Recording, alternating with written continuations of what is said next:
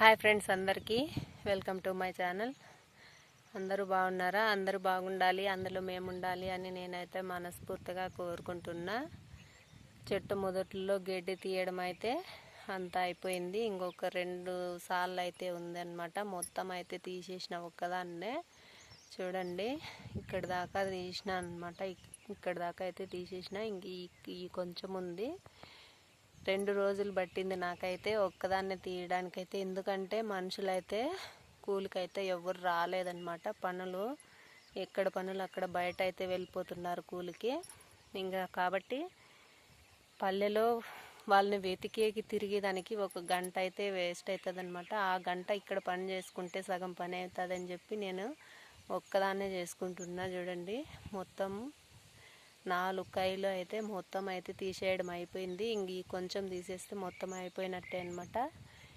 ఇంకా పని క్లోజ్ చేస్తే వెంటనే సాల్లో గెడ్డ అయితే తీయాలన్నమాట. తెమ్మ తగిలిన చోట ఎక్కువ గెడ్డ అయితే ఉంది. ఇంకా అది కూడా అయితే ఒక్కదాన్నే ఒక 2 రోజులు 3 రోజులు పడుతుంది, కంప్లీట్ చేసేస్తాను.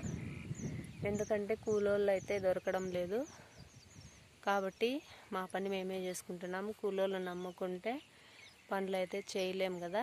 మన పని అయితే మనమే చేసుకోవాలి, ఎట్లా కష్టపడి చేసుకోవాలా.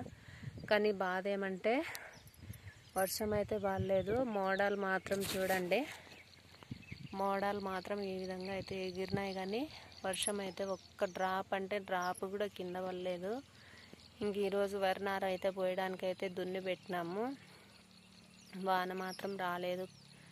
ఇంత భూమి ఉండుకొని కూడా తినడానికి కూడా కొనకచ్చుకొని తినే పరిస్థితి అయితే ఏర్పడుతుందన్నమాట వానదేవుడు రాక. ఈ వానదేవుడు పడితే రైతుల కష్టాలన్నీ తీరిపోతాయన్నమాట. ఓకేనా?